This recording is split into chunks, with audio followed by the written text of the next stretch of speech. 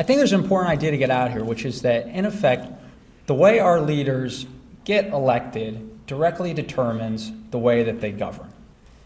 So if you see here at Americans Elect, we're talking about how do our leaders get elected? What's the process? You know, we've heard a lot of people today bemoan hyperpartisanship and the stagnation that that's giving to our governance. But what if there was a better way to pick our leaders? What if there was a better way to pick a president that incentivized them reaching across the political space? Next slide. So in June of 2012, Americans Elect will hold the first ever nonpartisan online convention. Every registered voter in the United States can be a delegate to that convention, and the ticket that comes out of the convention is going to be on the ballot in all 50 states. Next slide. So we can see up here, pre-2000, the two major parties governed from the base out. They were able to seek coalitions. We've heard many of our panelists today reminisce about the days when Republicans and Democrats would ardently fight on the floor of the House about the crucial issues facing the country. When they walked away from it, and they would walk away and there was some general consensus. And as they governed from the base, they would work from the base out. Next slide. Today's politics were in a scenario where in around 2000, you had Karl Rove figured out that it was easier to micro-identify the far right of the Republican Party, get them very amped up, and move from the base in. We had Kerry at the presidential level, took the same track in 2004, got the base of the Democratic Party very amped up, and we have the politics that we have today, which is, as Dick Durbin says, we don't govern from the base out, we govern from the base in. And that is the root of a lot of the hyperpartisan gridlock that we've seen in Washington today. Next. What Americans Elect seeks to do is to create an incentive structure in the in-between areas of our political space. So that circle that's identified, how big is that? Well, if you look at any polling, it shows that the amount of Americans who self-identify as independents represent the largest growing demographic of our electorate, northwards of 44%. In addition to that, when polled, 60% of Americans in a Scott Rasmussen poll said that they would like to see a third choice on the ticket in 2012. Next slide. So what we're in effect doing is creating a constituency for the many Americans who we internally term homeless voters, in so much as they don't necessarily identify neatly with the ideology of the two major parties. In the last panel, the comment was made that you do. Today, you really know the difference between the Democratic and Republican parties and the choices that they present us as voters. But it's a false choice, isn't it? There's no in-between. There's a certain set of solutions that are delivered from the far right and a certain set of solutions that are delivered from the far left. There doesn't seem to be any in-between, any ability to get to solutions that are really going to be solving the crucial issues that are facing our country today, especially now when we're sitting with a faltering economy, problems in our education system, and we're engaged actively in two wars. So, as we know, and if you've ever seen a monopoly, there's various ways that monopolies can respond to an external challenge. They can either, and we don't know which one they're going to do. They can either hope for times past and say this is also going to pass by us, we don't need to respond. And in that case, you can see on the slide that if, for instance, the Republican Party were to react to this constituency and try to put forward a ticket that was responsive to many of these homeless voters, you would see they would be able to absorb Americans Elect. On the bottom, you see that you have the Democratic Party. If they were to respond in kind, they would also be able to absorb this. Next slide. And what we get to is what is ultimately our overall goal. Americans Elect is not a third party. We are a second way to put forward the very best Republicans, Democrats, and independents in a way that are not tethered to their two bases. So we're taking care of 50-state ballot access, which is a real barrier to entry frequently, to allow a candidate and a ticket to emerge that isn't anchored in the far right or the far left, but is anchored in this in-between political space that used to be the political space from which we governed. Next slide. This isn't a new idea, as new as it does seem. And that quote right there is from George Washington. You can also see similar quotes from James Madison, who warned frequently in Federalist 10 about the potentially negative effects a two-party system could have, or what partisan politics could have, and we're seeing a lot of that play out right now. But what Americans Elect is no way antithetical to the two parties. What we're trying to do is really provide an incentive structure for the two parties to work together by enabling a constituency that's in between the far right and the far left of our political space. Next slide. So I've touched on a little bit. What does that look like? And there's obviously technological innovation that's occurring here, but the real innovation that's occurring is this is the first time that 50-state ballot access is going to be achieved for a ticket to be directly named by the American people. So you can as a Republican, you can participate, as an independent, you can participate, and as a Democrat, you can participate. So we're not a third party. As I mentioned, it's a nonpartisan ticket. So the ticket that comes out of Americans Elect that will be on the ballot in all 50 states, it can be a Republican with an independent with a Democrat with a Republican. And so, I live in Washington, D.C., and so I get my fair share of skepticism. Oh, Elliot, never going to happen. You are never going to get a Republican to run with a Democrat or a Democrat to run with an independent. This is crazy. But I'll remind folks here, there's precedence for this. Now, let's look in 2008. You had John McCain. John McCain, there was a lot of talk he was going to run with Joe Lieberman. Couldn't get sold to his base. 2004, you had Kerry. A lot of talk that Kerry was going to run with McCain. It wasn't politically viable. Not that it wasn't politically viable with the national electorate, it wasn't politically viable within the party. So what if we change the incentive structure and make it so acts like that, acts where people reach across the political space to govern, are rewarded instead of discouraged? Next slide.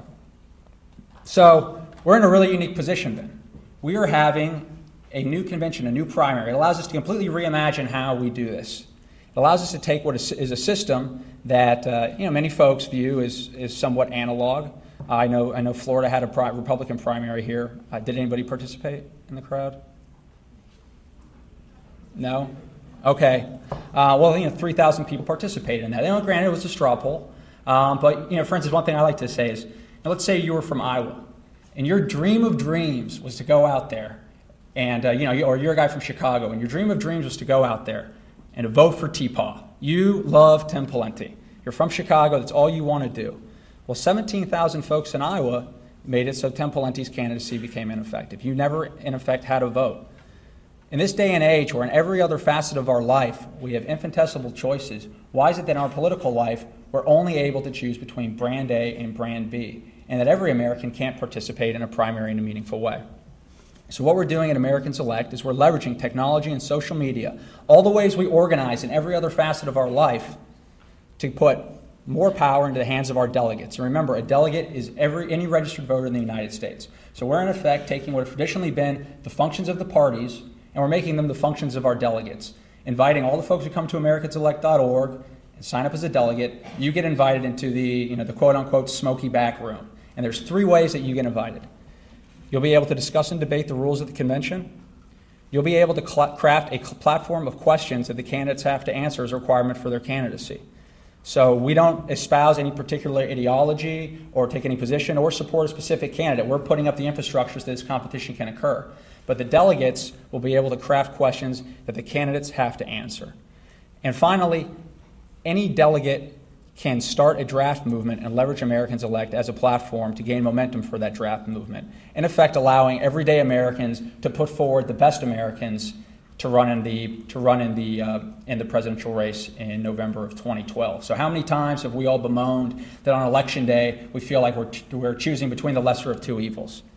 Well, this is an opportunity for everyday Americans not to have to feel that way, and there's precedence for this too. We've seen draft movements. Wesley Clark's candidacy started with a draft movement. There's a draft movement around Colin Powell in 1996. And finally, President Eisenhower, his presidency started as a draft movement. So this is really giving teeth to that process. Next slide. So is all this possible? Yes. We've been at this for a while now. We've been quietly just going out and gaining ballot access in a number of states. 50 different states, 50 different sets of ballot access laws. In total, you need 2.9 million signatures to get on the ballot in all 50 states.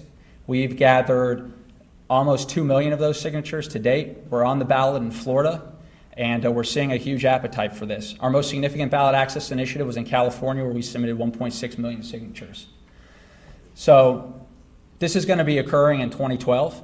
2012 is going to be a 3-horse race. You'll have the Republicans, the Democrats, and a ticket that's going to be put forward by the American people through Americans elect Americans who aren't necessarily firmly committed to the Republican or the Democratic Party. Basically a post-partisan, nonpartisan ticket. Next slide. So you'll see these are a couple screenshots from our site at americanselect.org. I would encourage all of you to go there, take a look around, sign up, get involved. This only works if people get involved. If you want to get involved, you don't have to forfeit. You can participate in the Republican primary. You can still be a Democrat. We don't ask you to forfeit any of your ideology. You'll see one of the first things, we have a question mark logo. You'll see that's what we ask, because we ask people questions. We're trying to get a debate going about the issues.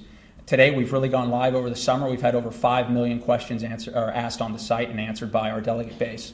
And you'll see the first thing we ask folks to do is to rank the issues, rank the crucial issues facing our country. And what folks find is that they have a more nuanced political identity. I mentioned brand A and brand B. That's the only way that politics is the only place where we have to self-identify between those two. All right, we ask you to find out what are your true colors. You're probably not completely red. You're probably not completely blue. I know that I'm not. A lot of folks will ask me, Elliot, are you a Republican, a Democrat, are you an independent? To be frank, I don't know how to answer that question anymore.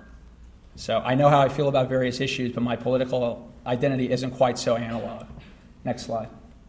And you'll see what comes up in front of you is what we call your true colors, how you rank the issues. The candidates will be doing this, and everybody who participates in Americans Elect will be doing this. Next slide.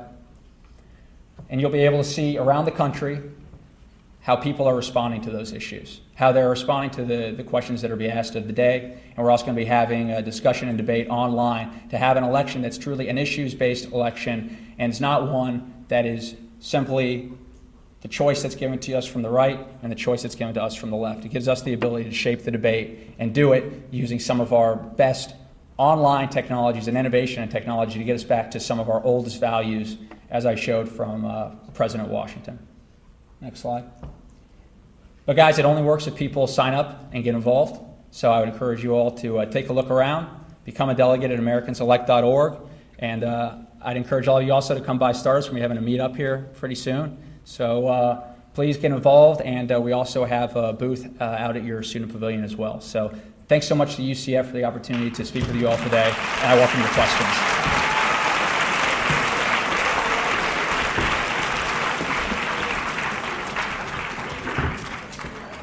Well, it was only a couple of years ago that the president of Iran was being interviewed by a reporter for National Public Radio who was criticizing Iran for, I guess, its vetting of its political candidates, that they had to go before a religious and government commission and eliminated candidates because of their political or religious views before they could even go on what they called their ballot.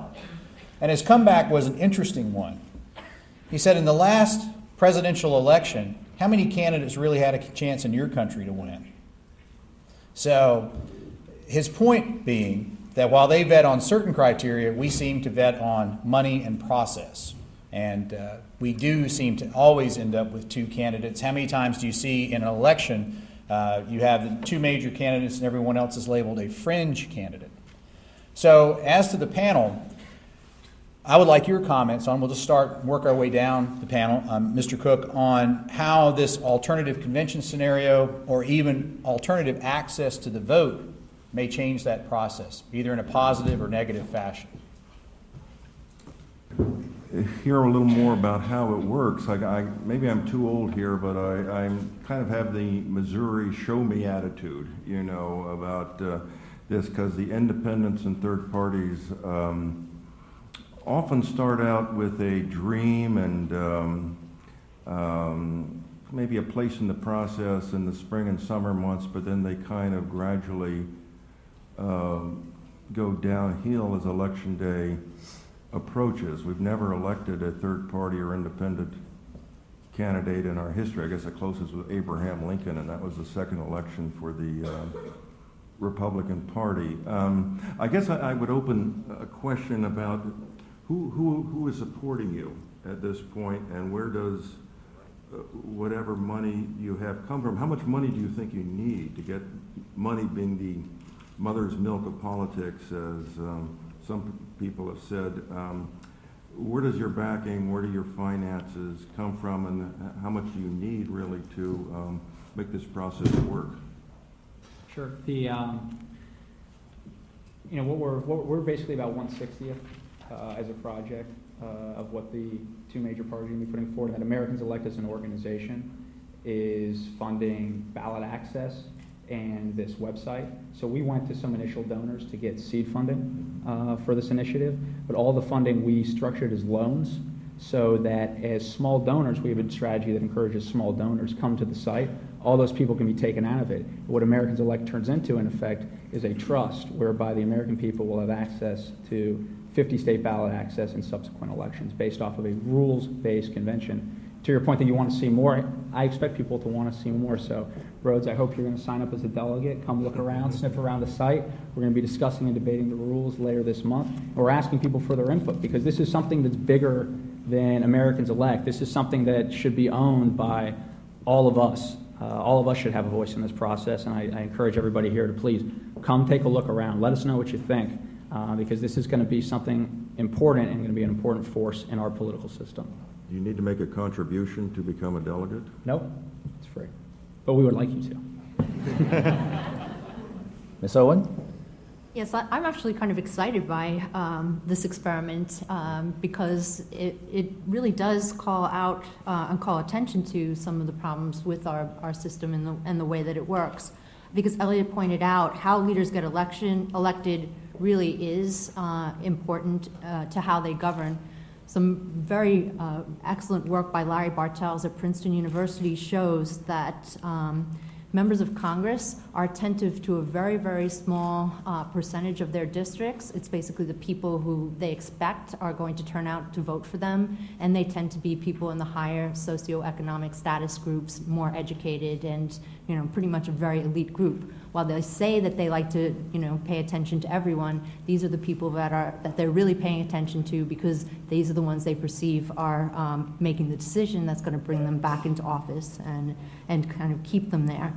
So I think having a process that is more open and allows more people to be meaningfully involved and kind of to act as a check on the system that's already there is a very interesting experiment, and I'm anxious to see how it'll turn out. And from what I understand, it's actually gotten some traction, and people are talking about it. And I think that debate and discussion is important in and of itself. Yeah, you're here, and I've been reading about you in other places, and probably should give a shout out to Nick, who's my student, who's here, who also works for the organization. Nick is our national campus coordinator. Oh, there he is, right back there.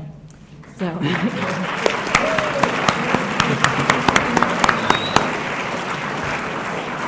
Go find Nick after this. He's very smart. He's an undergraduate, and he's in a graduate seminar, and he's doing great. Mr. Kravitz. Oh, I'm sorry, I Ms. just Owen. have one quick question. But saying all these positive things, something that I do have concerns about in terms of what I just said about who people pay attention to or who leaders pay attention to and that higher socioeconomic status aspect of it. How are people going to lower SES voters, people who might not have access to the technology or might not have the skills to engage the technology, or even if they can be trained to do that, might be a little bit hesitant to use the technology? How are you going to use this this process to actually bridge that gap that I think is so important, between the haves and the have-nots in the voting arena? Right, it's a great point, Diane, and it's one that we think about a lot. In the last seminar, the gentleman in the green shirt, there you are. Great question, I thought, but I think your question touched on, what a lot of us are concerned about is, how much franchise do we have? How much are we able to participate? And, the Americans Elect, obviously, there is a technological aspect to it. So individuals who don't have computers, they can go to their public library and participate that way. We're also going to be developing technology for cell phones as well. We also are going to be communicating the need for folks. Listen, if there's someone in your community who wants to participate, young people, get old people who aren't as tech savvy, get them online to do this. Is it absolutely 100% perfect? No.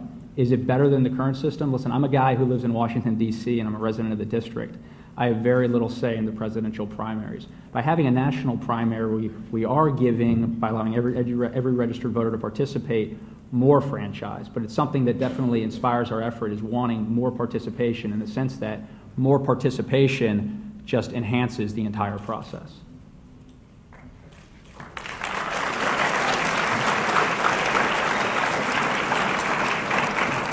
Mr. Kravitz. Yeah, I guess I'm the internet guy on the panel, but I'll be would be a little bit more. I thought I was the contrarian. internet guy. Yeah, well, it's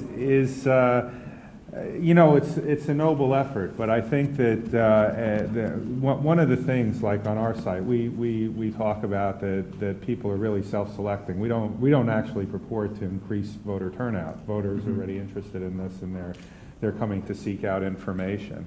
And we're kind of speaking to a younger audience here, and it seems to me that there's a lot of knocks paid to the two-party system. Okay, but there's reasons that is a two-party system in American history, and there are third parties, as you pointed out. The Republican Party started in a way as a third party.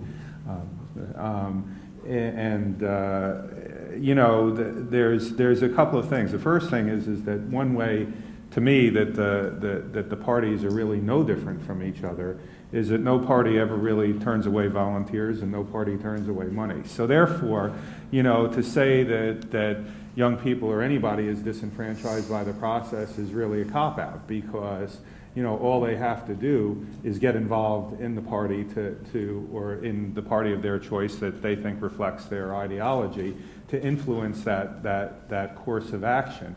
And in fact, you saw that kind of with the Tea Party, because the Tea Party kind of started out as this nonpartisan, was anti-Obama type of thing, an anti-Obamacare type of thing, but it very rapidly took over the Republican Party to a certain extent. I mean, that was its natural home, but that's because there is a way, and the fact that they were able to do it, the fact that they were able to nominate Christine O'Connell in Delaware, shows that there is a way to influence the parties. Now, if you're unsuccessful at appealing to the general electorate, maybe that says something about your ideas, okay? The fact that you were able to get a Senate candidate in Delaware that did not reflect the ideas of the people of the state of Delaware, okay, says something for the two-party process, and it says something for at the same time for not being able to sell your ideas. And the second thing about parties is that they're about organization. And I would argue that the ability of a candidate to amass an organization, I'm not a big quoter of George Will, but he once said, the difference between peace and war is peace is a condition and war is the vast mobilization of resources, and who's ever capable of doing that wins the war. And there is something to be said. You hear about organizations. A candidate can build an organization at the grassroots and go out and win the Iowa caucus or win whatever, and that's really a function of party, and that this is something that should be rewarded. It's more than just throwing an idea out there and having people kind of build a following. It's more building the actual organization, and your ability to do that and sustain that says something about your electability as a candidate. And here it's kind of being handed to them through some amorphous kind of process. So those are just points that I bring up rather randomly. Sure, no.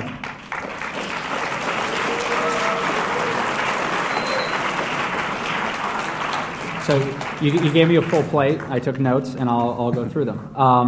To your first point that saying that it's a cop out. Why don't you just get involved with the parties? I think it's a very valid point. Get involved with the parties. I think people should get involved in their political life.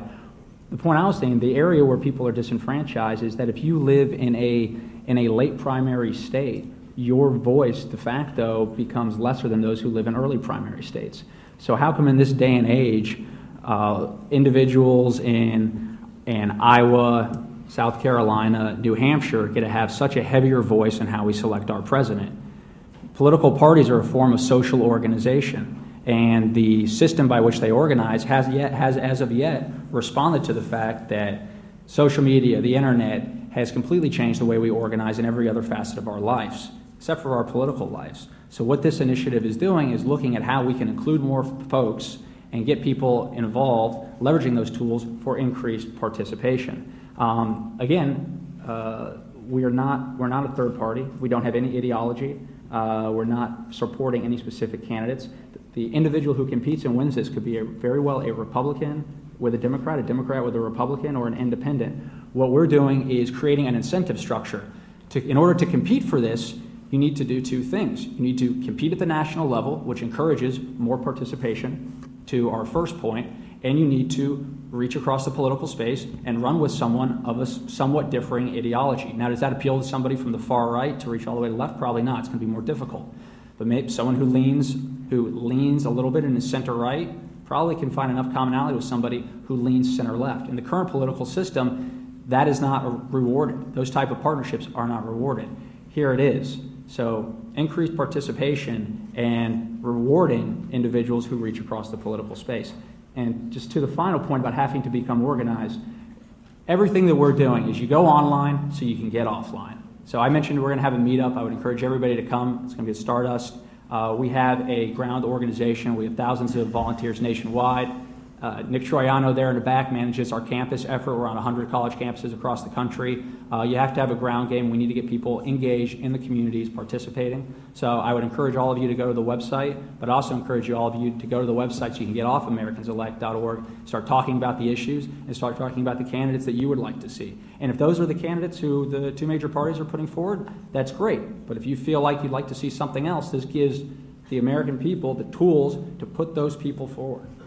How is the vice president candidate selected? After our convention, there will be an initial round of voting. The vice presidential candidate will be selected from the individual who is on the top of the ticket, but then the entire ticket is voted on in our primary. In the interest of getting everybody out of here, I will not go through the rules in detail, but they are going to be posted online in 2 weeks, and we're encouraging folks to show up, comment on the rules, and make them better, because a lot of thought has gone into this initially, but it only gets better if people actually get engaged and put forward their ideas.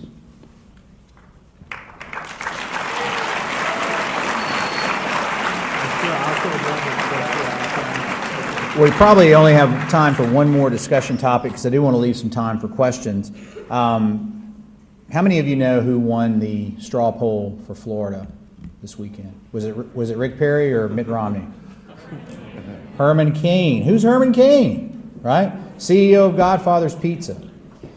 So we're talking about this two-party system and the value of having these alternative candidates. I think the conventional wisdom is great for Herman Cain, but it really makes the Florida Republican straw poll a non-event because now your time and your effort went to some person who somebody sees as unelectable. Tell me how this process assists those fringe candidates, what we would call fringe candidates, and whether they should benefit from that assist, or should there be a system available to weed out the candidates as we go through? Sure, absolutely. And to that point, the ticket that comes out, as I mentioned, it would be a Republican or a Democrat that could come out of this. So that individual, as the president, would still be the leader of their party.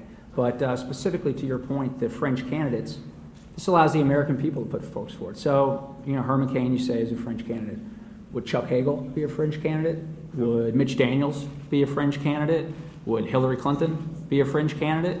These are all people who could be drafted, and I would posit if the requisite amount of support was put forward for their candidacy in a draft movement, their political calculus would change, and they would have to look in the mirror long and hard if they decided that they wanted to ignore millions of Americans coming out and supporting them to run in a more competitive way around the issues that are facing this country. So I take it in the system you're proposing, they don't even have to sort of declare. It's up to the people to put them up on that platform. There will be a round of voting in April called the qualifying ballots, and please come to the site, learn more about what we're doing. But an individual can be drafted, go into our first round of voting without ever having to declare their candidacy, allowing Americans to basically organize around them and push them, as I said, everyday Americans pushing the best Americans forward to lead.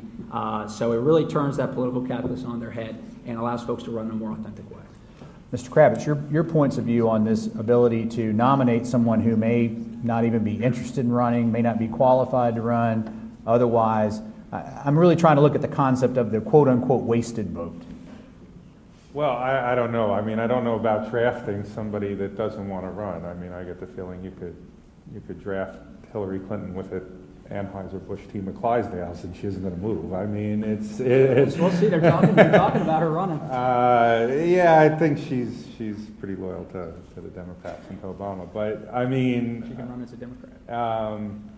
I think that I mean, it's an interesting concept. That's all I could say. I mean, there's definitely people who have been drafted. We talked about this in lunch in history, but they've been drafted within a party, and part of the promise of the draft, of course, has been that organization. I mean, it's not draft and we're going to let you out there on your own. It's be the Republican nominee or be the Democratic nominee, and sometimes it's worked. But I really have no idea about putting up people that don't want to. They might have very good reasons for not wanting to run for president. So. And Ms. Owen, following up on what Mr. Kravitz said, what about that situation where the party commits so much support to the candidate of choice in that party? In this system, it would seem that the populace at large would nominate who they thought was the most appropriate candidate. What if the party doesn't get it behind them? Do you still find yourself really in this de facto two-party system even with that? Yeah, I guess I'm just a little confused about how the candidates would be nominated. What would stop you from nominating, say, your husband or something, or your next-door neighbor? How would the qualifications for candidates be conveyed to the delegates? And then how would you get a really viable candidate that would make it to the top? The other thing that I was concerned about in terms of the candidates, and I've read some of your literature, and I agree with you, there's not a shortage of promising candidates that are out there. There's a lot of people that are just afraid or don't want to run because the way that the media now just delve into your personal background and expose every little thing, whether it's true or false, kind of rumor or fact. And so I think that keeps a lot of people that might want to run, who are high-quality candidates, out of our process.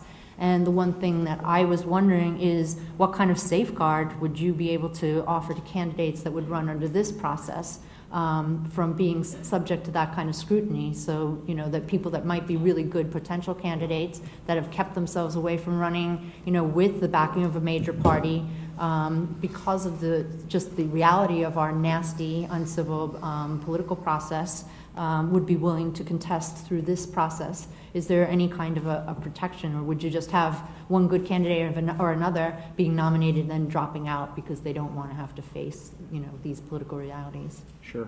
Well, to your first point, how do we keep Lady Gaga from running? For instance, I was recently asked on a radio show, how do you keep Pamela Anderson? Why would you want to keep Lady Gaga from running? Well, I don't know if the applause is because they want Lady Gaga to run or they don't want her to run. Well, first of all, Lady Gaga is 31 years old, so she doesn't constitutionally qualify. Yeah, right. I was asked about Pamela Anderson. Fortunately, Pamela Anderson is of Canadian birth, so she does not qualify. But the question is, the question is, how do you get a credible ticket that comes out of a credible process? And you talk about what the missions of Americans Elect is. That's, as an organization, that's our mission, is to have a credible ticket that comes out of a credible process. And that's very important. So we ask folks to get involved. You'll see it's a rules-based convention. So in those rules, there are individuals who have the previous qualifications, the last 44 presidents, who will be automatically qualified, providing a certain lower level of support from our delegate base. In addition, you might have folks who are very serious people who don't meet those exact qualifications. They'll also have to show a certain modicum of support from a delegate base or from individuals they've recruited to support their candidacy who come in and sign up as delegates. So they still have to create enough of an organization to show that they have real support. So you don't have just that, the fringe tickets, because ultimately what we have here is 50-state ballot access, and that's valuable, and it's something that needs to be safeguarded, that can go through a credible process. But to your second point, what does that process look like? Is it something that negates some of the friction that currently exists in the field? And there's some advantages that an individual who comes out of a draft movement would have. Is first of all, their announcement that they're going to be running for the presidency is a very different type of announcement. They are not responding to a notion that I think is always somewhat grandiose, that I'm going to be the president of the United States, build my support base, and if I build enough support, I'll be able to run. They're responding to a true movement that's sprung up. So they basically don't have to make that decision until they've seen enough support that they can potentially run. Additionally, they're now responding to a call to service. People have organized on their behalf. So that changes the candidacy somewhat. And we're also reducing the amount of time that individual has to put themselves forward. But keep in mind, too, we'll also have candidates who show up who aren't part of draft movements, who want to compete for 50-state ballot access. So what we're really doing is opening the field wide up for different types of candidacies to emerge, for people to leverage this platform as they see fit, whether they run the whole time as a candidate or whether or not they decide they want to hang back and see if a draft movement emerges for them. Giving the American people ultimately more options, more choices, and more competition in our politics. Mr. Cook, how do you see the parties responding to this kind of effort? The organized parties who, as was mentioned earlier, have such a machine, for lack of a better term, in place to try to push forward, in essence, a two-party system. I mean, how do you envision their reaction to this type of process? Well, I think they probably ignored until they saw more, that this effort has traction, that it might get 10% or 15%. You need 10 or 15% to get into the debates, showing in the polls. You can't get in with 1% or something like that. I just don't know if this is the year for this type of thing or whether there's the demand out there for this type of thing. And I'm thinking more in terms of just the voting numbers here. I mean, in the last few elections, we've had record turnouts. We had over 120 million people vote in 2004, which was a record in our nation's history. Then we had over 130 million vote in the Obama-McCain election. That was a record. We had nearly 60 million people vote in the Republican and Democratic primaries in 2008. That was almost twice the previous high for any previous election. It seems to me people are engaged. I don't really see what the demand is. And the third-party vote in the last two elections was down at 1%. They weren't clamoring for something outside of the two major parties. So I'm just not sold on the timing of this for the 2012 cycle. Now, you might be, something might happen, as the process, as they say, what is it, a week is an eternity, and a week in politics, an eternity, or something to that effect. But at this point in time, I see problems with a process. The process on top and the candidate coming later. I don't even know how you'd run ballot access drives in many states where you need a name of a candidate there. You can't run a ballot drive without that. You can't just get nobody on the ballot.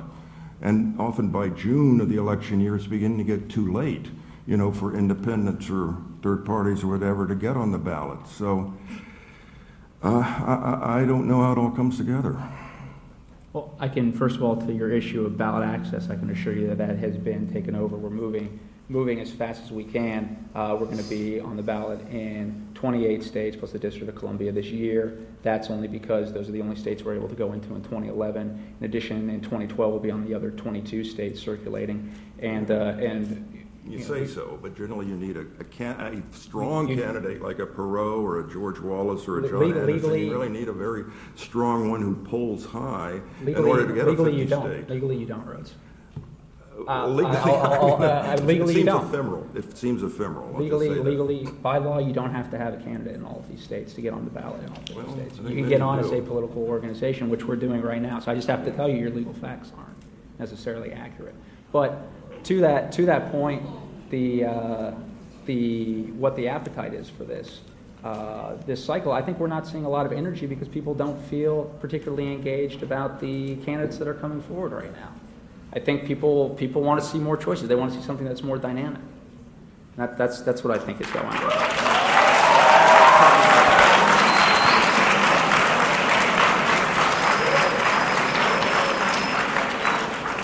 Well, it's obviously a novel concept being put forward, and certainly the proof will be in the pudding, and the test is shortly around the corner. And this kind of approach to engaging the electorate, though, is the important part. How do we, right, wrong, indifferent, however you view it, how do we try to make the process better? And for that, I applaud your organization for at least making that effort, and certainly hope it turns out well for everybody.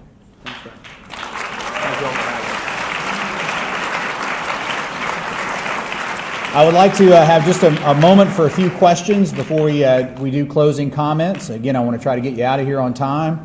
We'll go right, left. I think we started over here last time. We can start on this side. I think that we've never really seen the emergence of a third party because of the fact that the voters would feel that their votes would just be wasted, and they would lose their strength. If, say, the America elect would have a conservative, wouldn't that just break up the Republican vote and have the Democratic candidate win, or vice versa? Sure. You know, on two levels, this would be my response. I think that as I mentioned before, we're not seeing a lot of excitement in the electorate based off of the two options that are being put forward. So people look at a third ticket and they frequently say, well, this can't necessarily work. This individual won't win. And a lot of people forget that when Perot ran, he was winning the election in the spring of '92. He was winning. And, if we all remember the history there, his campaign took some strange turns and he pulled out of the race, got into the race, and still won 20% of the popular vote. So I think there's a real appetite there. In terms of, whether or not this will spoil the election, we have no idea what this will do. But on a fundamental level, and maybe this is just me, I reject the notion that my vote can spoil anything. It's my vote.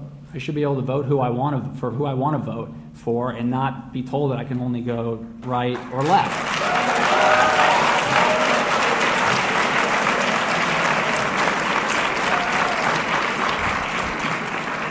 Any other questions?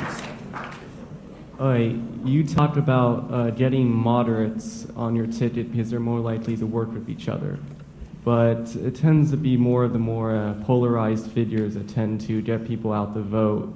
Do you really expect moderates to get together and draw a huge voter turnout for your organization? Sure.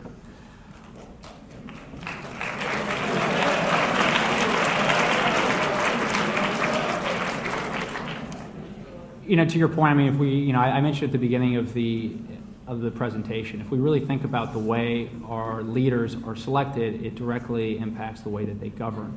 And more we find that the far right or the far left of the two parties are the individuals who have the most equity in how those leaders are selected. So if we change the way they're selected, if we provide an incentive structure for folks to come to the center of our political space to work with each other, whether they be folks who lean right or lean left, then we really can change the way those folks govern and reduce the cost of defection. As a voter, the fact that there is a verb in our political lexicon, which is to get primaried, I find to be somewhat insulting. If someone gets primaried, it basically means that I, as a voter who maybe didn't participate in the primary, or maybe I'm not someone who's registered with the party, I had no hand in selecting who my leader was. So there was a vision that our forefathers had, which was you had the people and you had their elected representatives, and nobody stood between them. But somewhere in the years, we've had a party structure that's come in and has stood between people who aren't affiliated with that party and their elected officials. So what do those of us who aren't part of the party, how do we feel about that? And I for one, feel like I would like to have more of a voice in the way that we select our leaders in the presidential primary. So.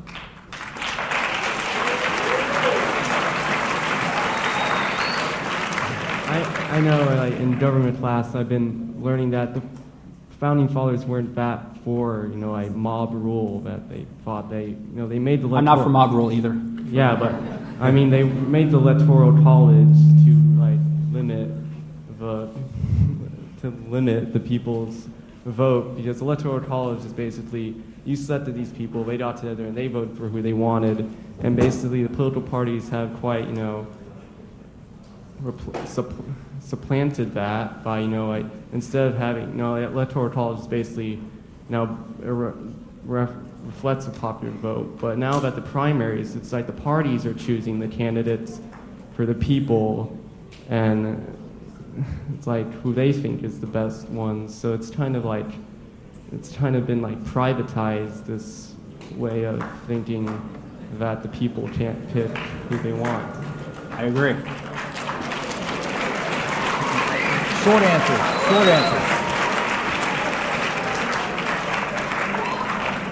So I hope you'll take a look around and see what we're trying to do.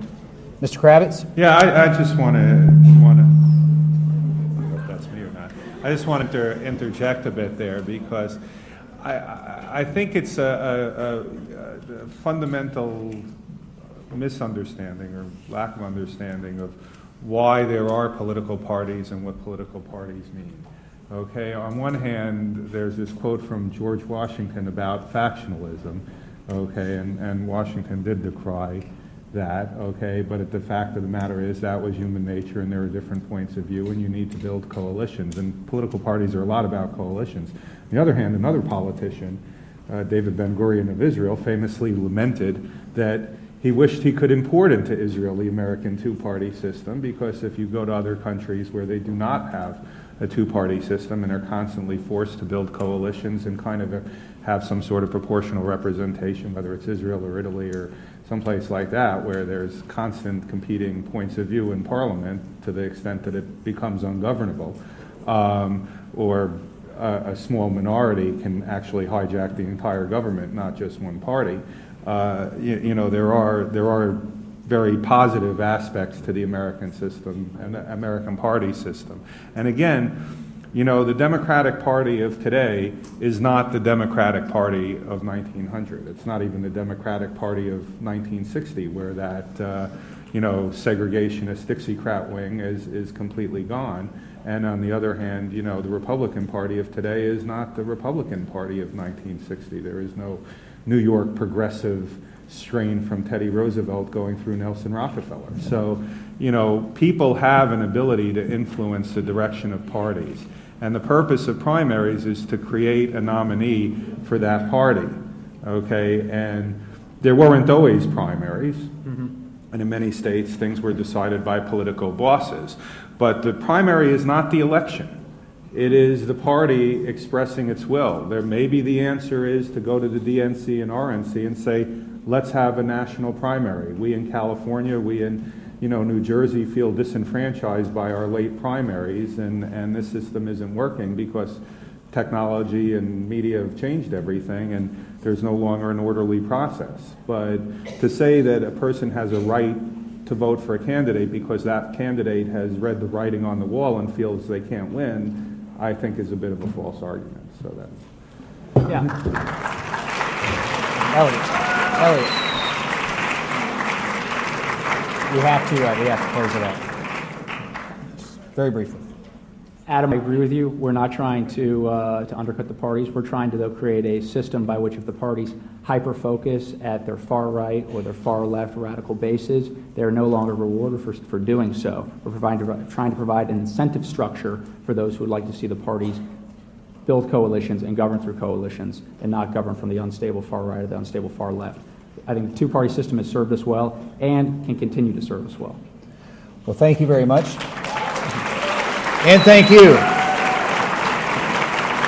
I want to thank you so much for coming, for being part of this, for keeping your mind open. It is very difficult for someone like me who's been in the process to sit there and not say anything over some issues that I happen to have lived through, and I respectfully disagree. But that's the wonderful thing about the symposiums, that everybody has a chance to talk about their ideas. We're not telling you what to think. We're just telling you what's out there, because we have confidence in you that you're going to make your mind up. And remember, the millennial generation, those from 18 to 33, 65 million, will control who the next president is going to be. And choose well.